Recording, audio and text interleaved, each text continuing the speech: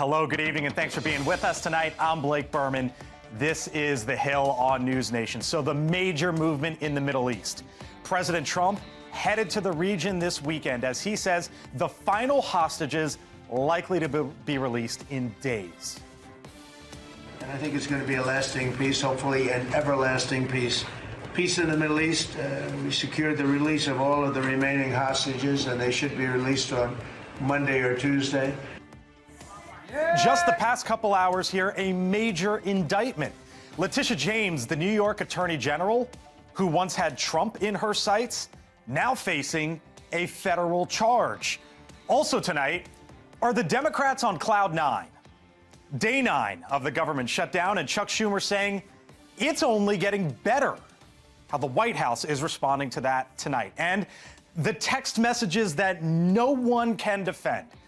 An attorney general candidate glorifying the possibility of murder. Tonight, how will the Democratic candidate at the top of the ticket respond to that? Chris Steyerwalt, live with us from Virginia. But first tonight here from The Hill, there are two major stories this evening.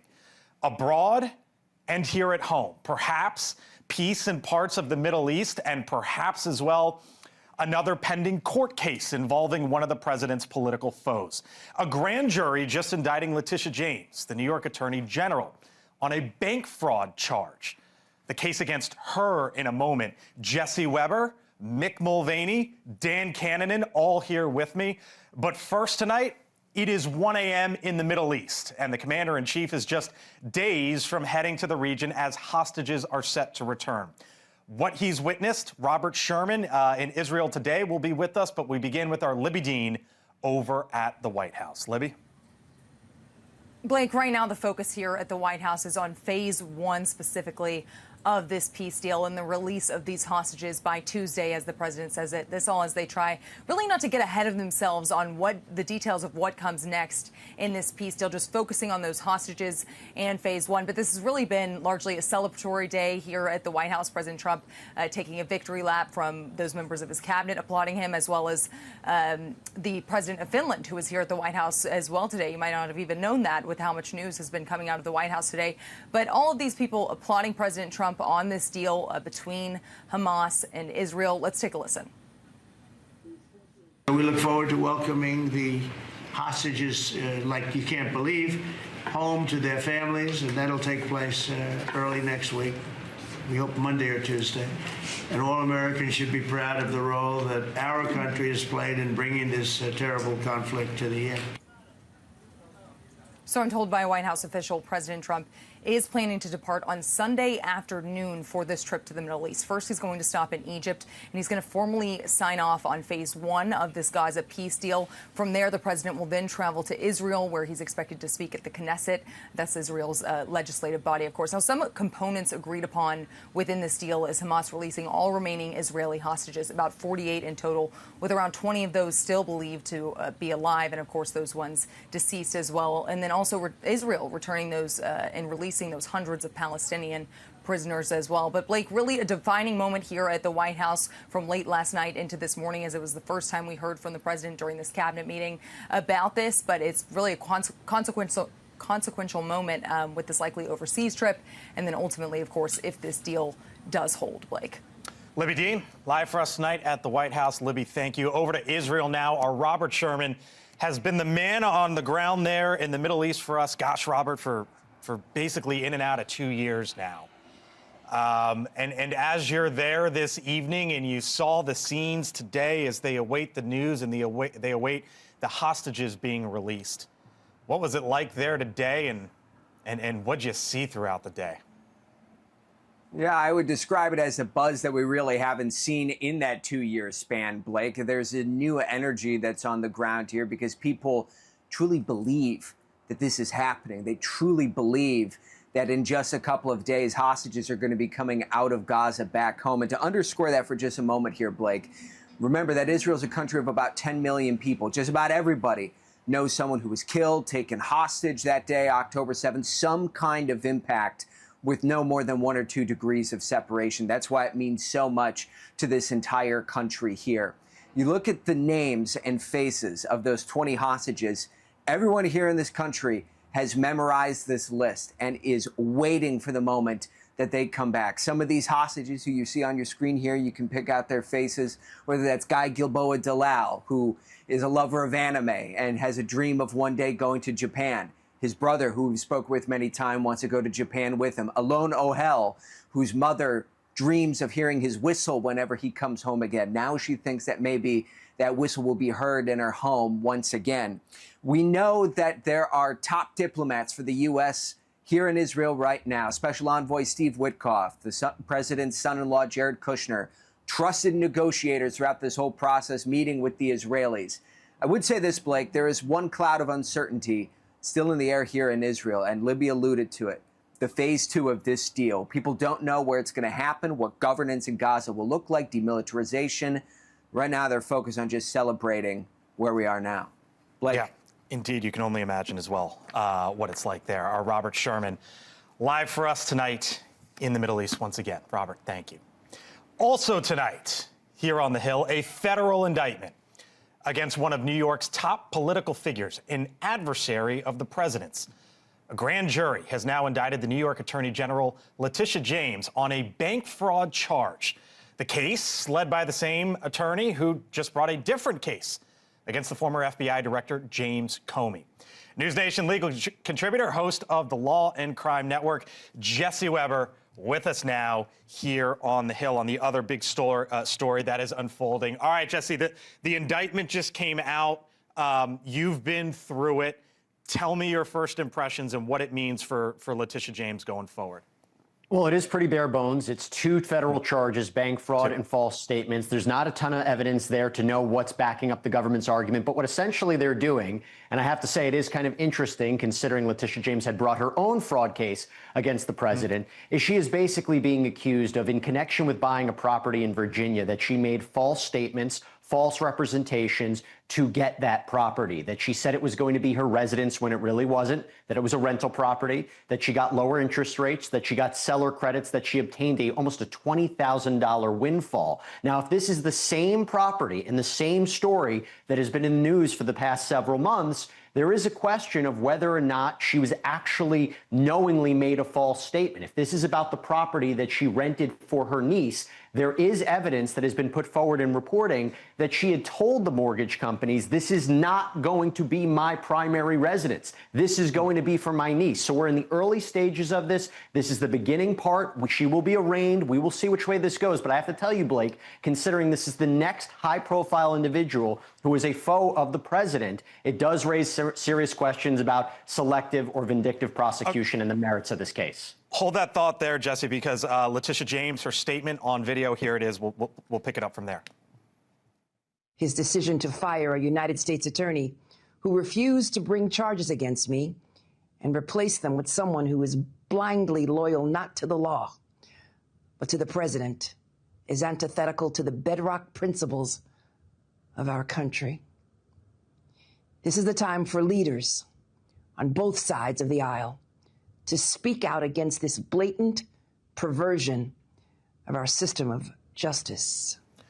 Jesse, we woke up this morning to reporting from the Wall Street Journal that the post from Donald Trump that was directed towards Pam Bondi, according to the Journal, in which she said basically justice needs to be served on James Comey and Letitia James, the Journal's reporting that was supposed to be a direct message and not for the public. And if that is indeed the case, does it sort of, for James and Comey,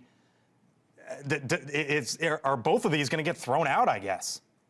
That's an even bigger problem. Let me tell you, a lot of people raise arguments, oh, I'm being selectively prosecuted, this is vindictive, this is a political witch hunt. This is the only time, this and Comey, where there actually might be grounds to it. If they can show that this was actually motivated by vindictiveness, that's not based on the law, it's not based on facts, it's the president pressuring a United States attorney and putting in his own United States attorney to do this, when, by the way, there should be a separation between the president and the DOJ. This raises a colorable, real argument for both Comey and James, since both of them have been mentioned by the president. And you and I both know the history of getting to these cases with Eric Siebert, the former United States attorney for Virginia, being stepped down, and putting in Lindsay Halligan, who's not even a career prosecutor. That's the concern right now and may raise legitimate arguments. Jesse Weber, News Nation legal contributor. We'll leave it there. Thank you, sir. Appreciate it. Joining me now, Mick Mulvaney, News Nation contributor, former chief of staff in the first Trump White House,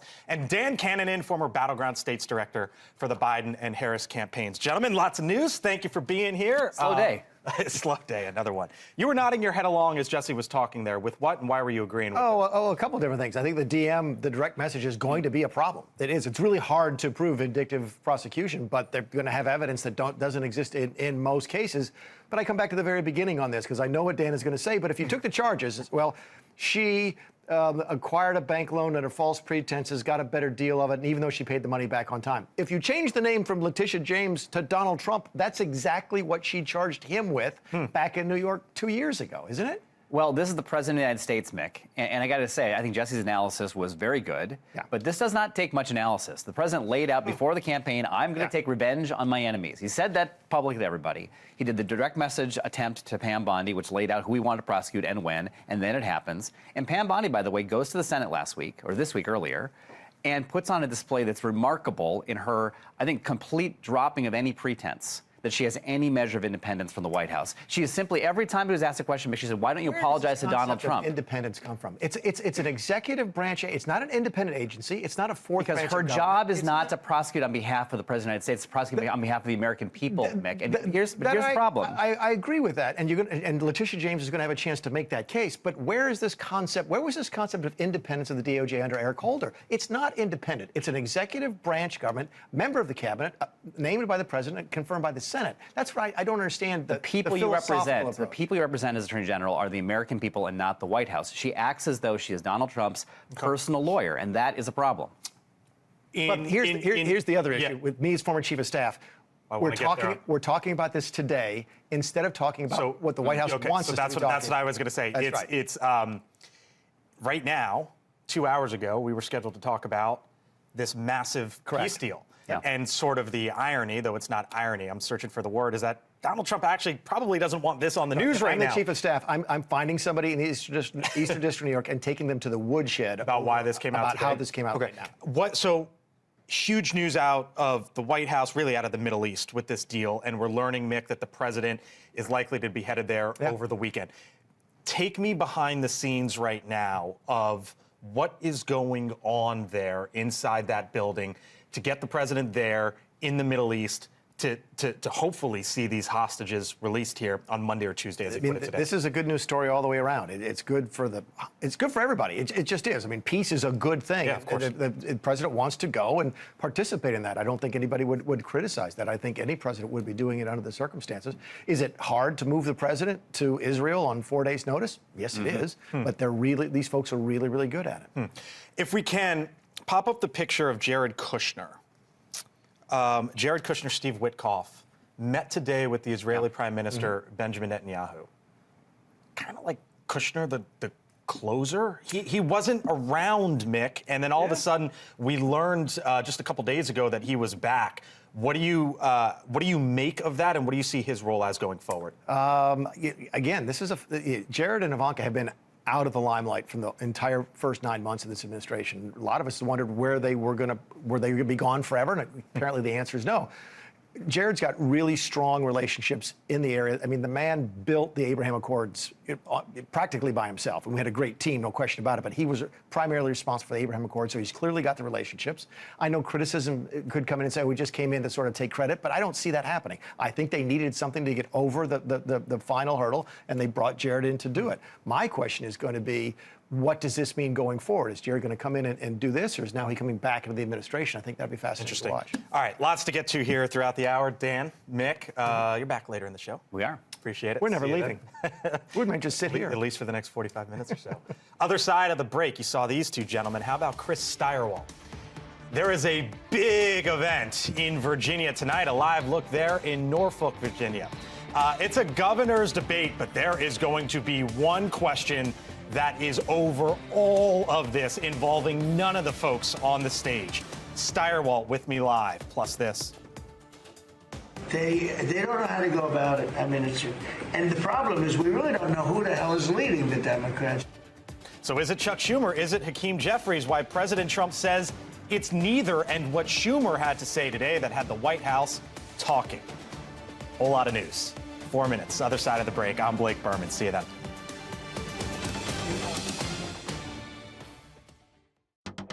All right, these came out of nowhere. 2 governors' races shaken up, one by text messages, another one by videos. In the Virginia gubernatorial race, our partners over at Decision Desk HQ, their polling there shows that the Democratic Congresswoman Abigail Spanberger is leading the Republican Lieutenant Governor Winsome Earl-Sears by about 8 points or so. But there is now new pressure on Spanberger, currently a member of Congress, after text messages surfaced from Jay Jones, the Democrat now running for the Attorney General position there in Virginia. A 2022 exchange between Jones and a local representative there in Virginia was first revealed last week by the National Review. And in the text, Jones says 3 people, 2 bullets, and mentions Gilbert, then the Republican Speaker of the Virginia House, Todd Gilbert. There were also reportedly more text messages about possibly suggesting Gilbert's wife and children being involved as well. Meanwhile, in California, the former Democratic Congresswoman Katie Porter, a candidate for governor in next year's race to replace Gavin Newsom, raised eyebrows for this exchange with a local reporter on television. We've also asked the other candidates, do you think you need any of those 40% of California voters to win? And you're saying, no, you don't. No, I'm saying I'm going to try to win every vote I can. And what I'm saying to you is that... Well, to those voters, okay, so you... I don't want to keep doing this. I'm going to call it. Okay. Thank you. You're not going to do the interview with us? Nope, not like this. I'm not. Not with 7 follow-ups to every single question you ask. And then after that, a video dropped showing her essentially berating a staff member. With me now, Chris Direwalt, host of the Hill Sunday, senior fellow at the American Enterprise Institute, live there, Norfolk, Virginia, the only gubernatorial debate between Earl-Sears and Spanberger will be broadcast live tonight by Nexstar's Virginia television stations. Nexstar, you know, owner of NewsNation. Chris, you cannot defend the indefensible. Not you, Abigail Spanberger, or anyone really with these texts. Watch me try. You don't know what I'll do, Blake. No. You won't, nor would I ask you. But you know that Spanberger is going to be asked this about these text messages, which were reprehensible. And among the many questions is, what does she do with it tonight? How does she respond? So Jay Jones so far has made the effort to make like a hole in the water and just disappear. He did one interview with our affiliates down here in the immediate aftermath. We're going to actually talk to the reporter who has the only interview with Jay Jones during our streaming coverage of the debate. So tune in. But the reality is Jones is trying to just go away. Winsome Earl-Sears' job tonight is to make that impossible for Abigail Spanberger and to say as often and as pointedly as possible, why will you tolerate this? Because what Spanberger has done is unreservedly denounce, say is totally unacceptable, that she has spared no adjective or invective in talking about what she thinks about those things. But what she hasn't said is that he should drop out. Yeah. And Jones is hoping that he'll win anyway because the Democrats are going to have a good year in Virginia, and he figures he might just get swept along with it. And plus, the names are already on the ballot. Ballot's already printed. Early voting's been underway. So maybe he figures he can get by with it. And Winsome Earl-Sears' job tonight is to make sure that Abigail Spanberger is as uncomfortable as possible about that. I said member of Congress, former member of Congress Spanberger is, just for the record. And then over in California, there's this really viral moment with Katie Porter. She's right now the top Democrat there in the race. And then shortly afterwards, Chris, there's this, well, at least according to the polls, right? And then shortly after, here's the fascinating thing, or one of them. There's this report and this video that comes out which shows her just going after, you know, one of her staffers, a moment I'm sure that she would like to have back. That's not coincidental. You and I both know it. And the question is how, if at all, it's shaken up the race out there in California. Well, Katie Porter failed dramatically in her senatorial bid in California. Yeah. And after she dramatically failed in her senatorial bid, she refused to accept the results of the election and was widely condemned by Democrats. Katie Porter, she has name recognition, so she was, yes, I'm sure in polls where everybody was getting 12%, you know, she was getting 13% or whatever, that's fine. But this race really hasn't been underway. Rick Caruso, who ran for Los Angeles mayor, the developer, he's one to watch. There's a lot of people to watch in this race. I don't think it was ever really going to be Katie Porter, but this confirms a lot of what Californians have thought about her all along. Have fun down there in Virginia, my man. We'll see you back here tomorrow. Thank you, Chris. All right, still much more ahead tonight here on the Hill. Day 9 of the government shutdown. But did you happen to hear what Chuck Schumer said about the stalemate, the quote, and the criticism when we return?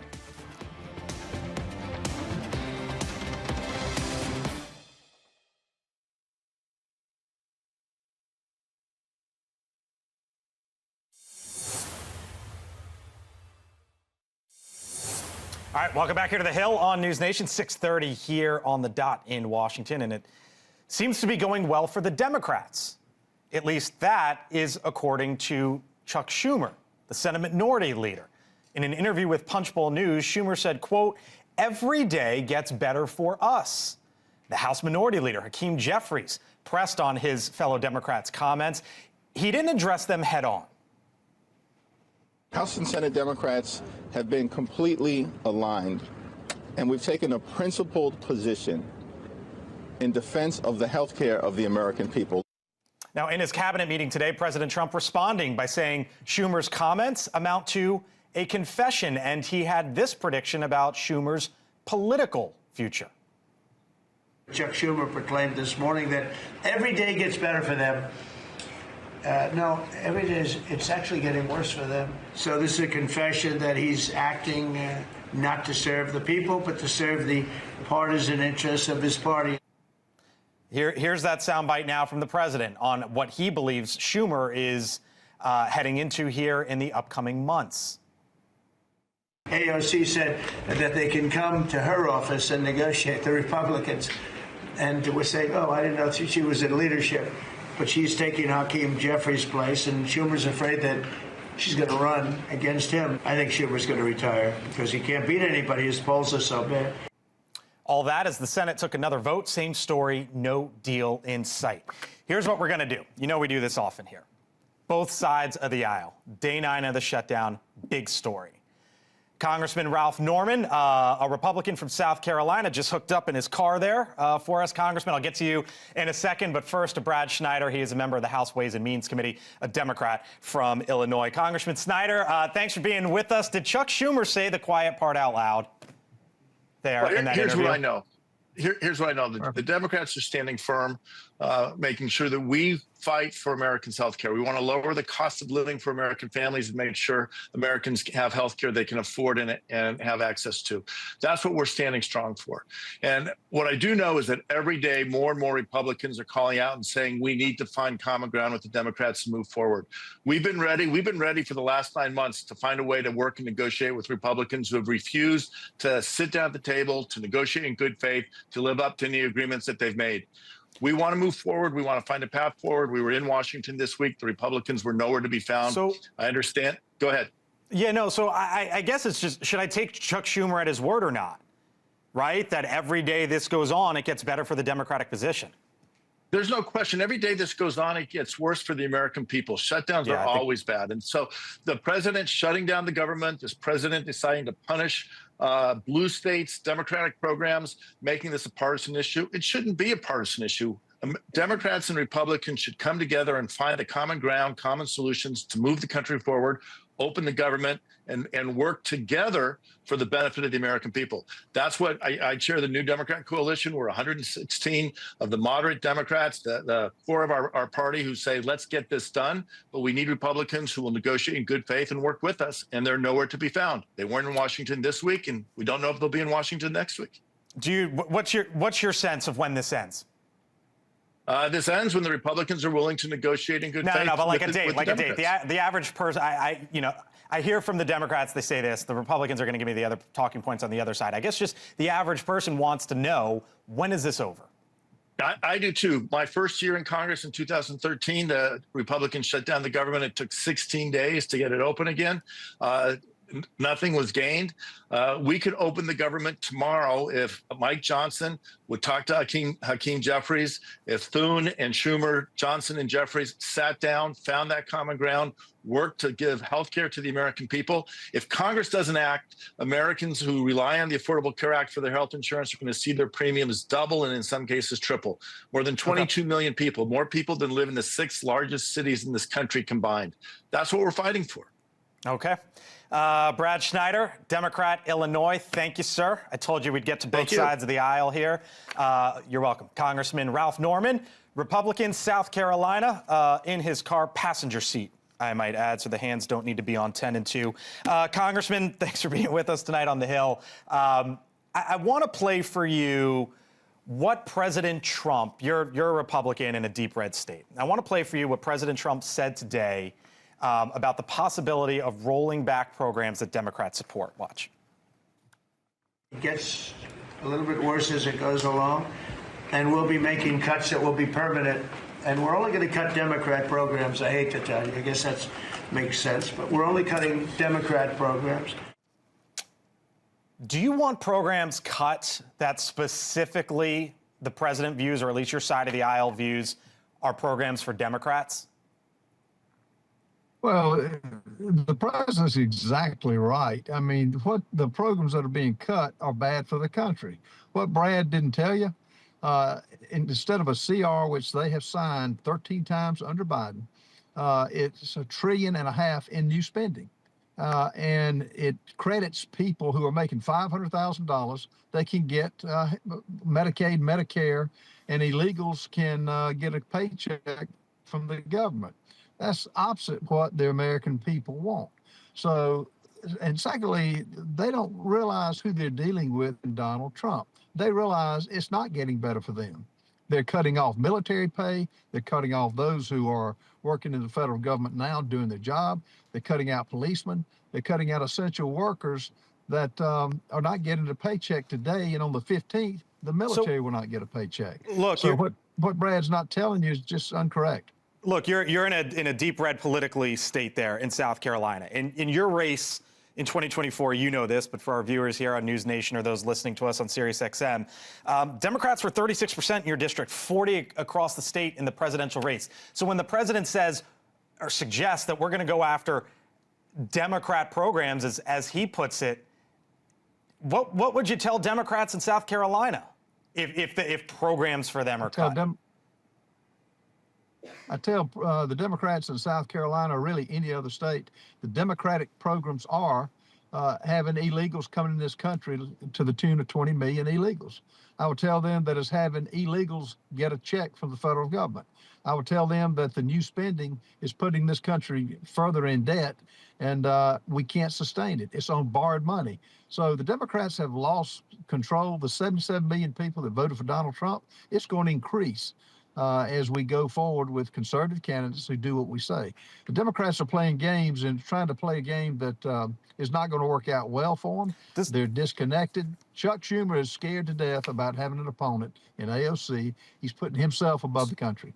Does President Trump need to pick up the phone, call Mike Johnson and say, Mike, cut a deal, let's get it done? Is that how this gets done? Absolutely not. The only deal that gets done is when they come back, they get the 60 votes in the Senate, vote on the continuing resolution, and then the government will open back up. Look, we're united. We had a call today at 11 o'clock, and the Republicans are not budging. It's wrong to give in to a Democrat Party that's lost its way. And so we can sit home as much as we want, and it's up to Chuck Schumer and the Democrats to get on with the continuing resolution, which, again, they voted on under Joe Biden. All right, so you heard from both sides. Ralph Norman, live there with us tonight in South Carolina. Thank you, sir. Brad Schneider with us just before the congressman. Still to come tonight here on the Hill. Did the administration just pick the next person to try to prosecute? Why the grand jury is now indicting the Attorney General of New York, and it comes on a huge moment for the President of the United States. elsewhere around the world as the world awaits the news out of Israel.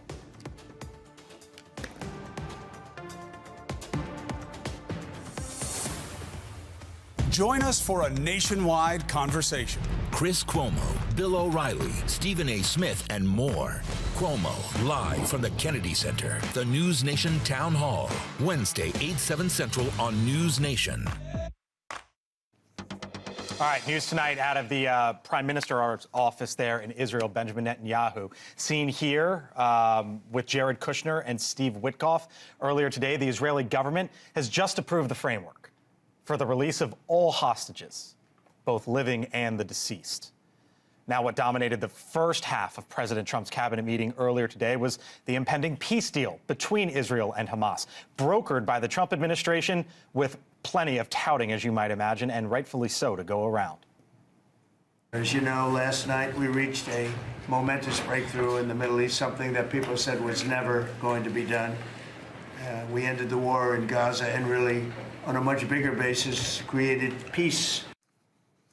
And if all goes as planned, it's undoubtedly worthy of praise, no matter what side of the aisle you're on, really, and across the globe, of course. But it also asks the question, if the deal-maker-in-chief can broker peace in the Middle East, what about getting, as well, something totally separate, a deal here between Democrats and Republicans when it comes to this government shutdown, now on day 9? I want to take you back here, 2016. Remember then-candidate Trump, before he ever was in office, famously said this at the Republican National Convention. Nobody knows the system better than me, which is why I alone can fix it.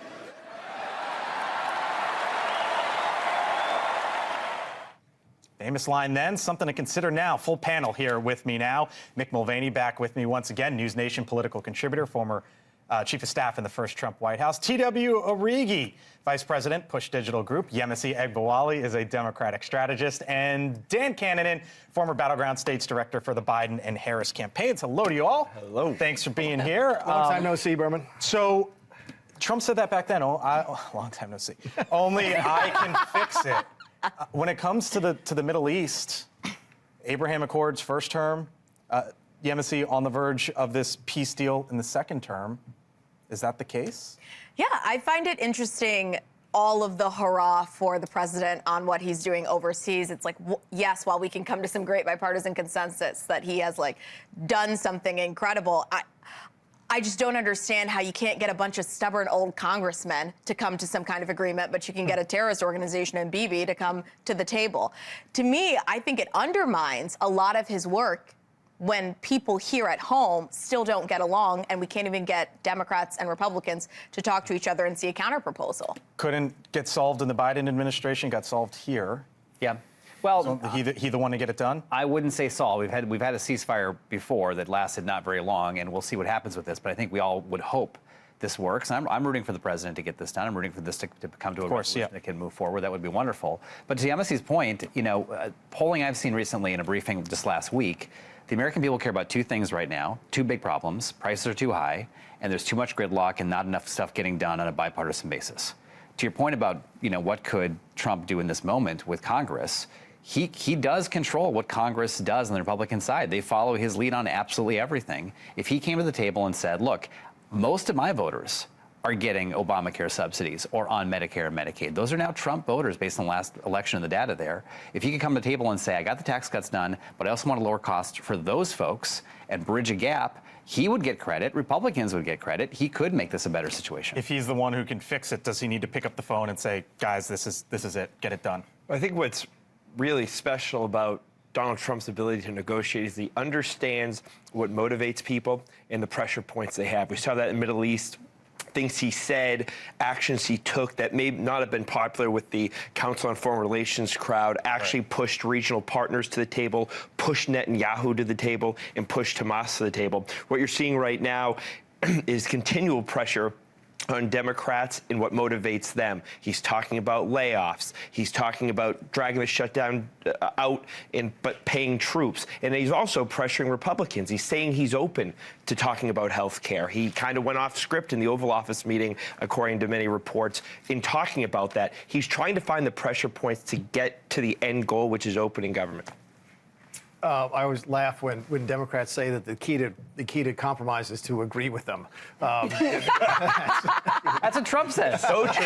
So true. Aisle, Mick. So So true. just, if Trump would only do what the Democrats want him to do, we could get a deal done. Look, maybe it's just more difficult to deal with the Senate than it is with the Middle East. I have no idea. Look, the clean CRs have always won. All the points you are making, we made when we were trying to shut the government down for Obamacare and for border security. And you were right then, and we're right now. The clean CR always wins. Everybody who tries to use a government shutdown as leverage ends up giving in at the end. It doesn't mean you lose, okay? Because you might win the moral high ground, you might win the argument. You guys might win the argument on health care, on making it a big issue going into the midterms, right? But you're not going to do it by cutting a deal using this. But there's a bigger narrative here, Mick. The big beautiful bill and the entire pressure to get that thing done, which is a hard thing to get done and a deeply unpopular bill. But it happened because you guys consistently said with the American people, what you guys said every night in this show and other shows is there's a cliff coming. And it's this big tax hike if we don't extend these temporary tax credits, right? There's a cliff coming on health care. And this month, when people go shop for their exchanges, they're seeing right now bills going up by 100%. That's a real thing. Using that theory, then you would have been okay with us shutting the government down in order to extend the Trump tax cuts. I would not have been. What I would have preferred, and what I think Trump should have done, and what he could still do, is negotiate a deal with both parties to do something for the American people and lower costs, but he's not interested in doing that, Mick. We can do it with an open government. Meantime, the other big story that happened this afternoon, the federal indictment, 2 charges. A Trump-appointed prosecutor presenting evidence to a grand jury successfully seeking an indictment of Letitia James on charges of mortgage fraud. James, of course, the attorney, the New York Attorney General, who won a civil lawsuit against Trump and his company for financial fraud, in which Trump and his adult sons were ordered to pay more than $450 million at the time. Of course, then a judge basically reversed that. Here was James just a little while ago. This is nothing more than a continuation of the president's desperate weaponization of our justice system. He is forcing federal law enforcement agencies to do his bidding, all because I did my job as the New York State Attorney General. You good with this? Well, look, I'm not like super well read on the case and the details of it. Obviously, if she committed a crime, she should be held responsible. But I think it is rich for somebody who ran on getting Trump and bring an absolutely bogus lawsuit against him and his sons as a politically motivated case. I think it's funny. Now the shoe's on the other foot. Now she's crying foul. I think she was doing her job. I don't think it was politically motivated. I think now the president is doing this as a political motivation. I'm not surprised. He has somebody like Pam Bondi who moves completely partisan and falls in line completely with the president. So this is just not surprising that Letitia James is being subject to this. It's unfortunate that people who do their jobs are subjected to this by the president. There are some big differences. Donald Trump and his Justice Department fired a career prosecutor who said, I cannot bring these charges forward in good conscience. He's made it very clear in the public venue that he wants to go after Tish James and other enemies and asked Pam Bondi to go indict them. And in the case that Tish James brought, whether you like the case or not, she brought it to the judge, got a conviction. This is going to get tossed before it gets to a court. I'll give you the last word here. I don't know how Pam Bondi is partisan and Letitia James, who ran for office as a Democrat and made going after Donald Trump part of her campaign, isn't just as partisan. All right, we'll leave it there. Thank y'all. Appreciate it. Thanks, Berman. You got it. Still to come, other side of the break. There's a lot going on because of the shutdown, right? I'm going to explain to you on the other side one of the things that is not happening, but one of the things that we should keep our eye on. Plus, what's trending when we return.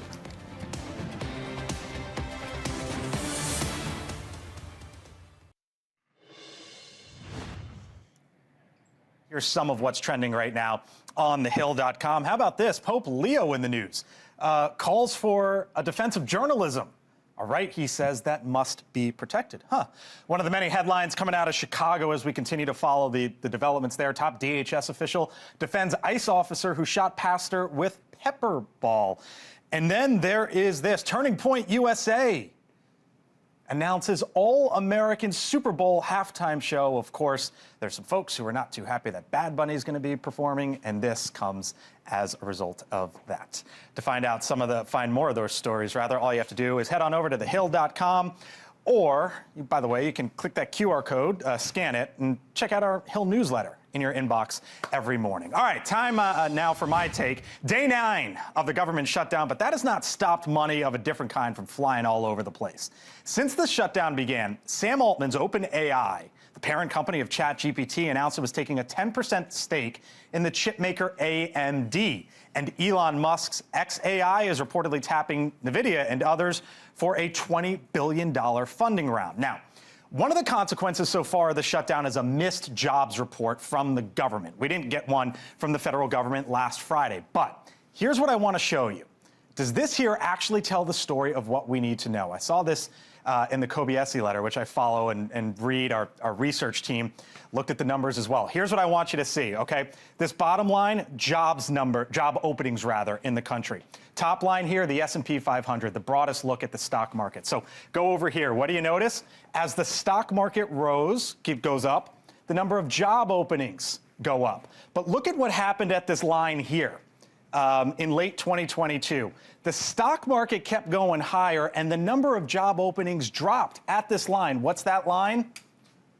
When ChatGPT was introduced. Is there a connection here? I have no idea. We're going to find out many years in the end. But what we do know right now is there's a real question. With these AI deals being cut, does that mean the job openings will as well? How about that for a chart? Coming up on Elizabeth Vargas Reports, she'll be joined by a freed American hostage who, along with her daughter, was kept in captivity by Hamas. Her reaction to President Trump's deal, that is coming up just seconds away on a very big day of news. I thank you so much for watching us tonight here on The Hill. I'm Blake Berman. A beautiful look at 1600 as I send it over to Elizabeth.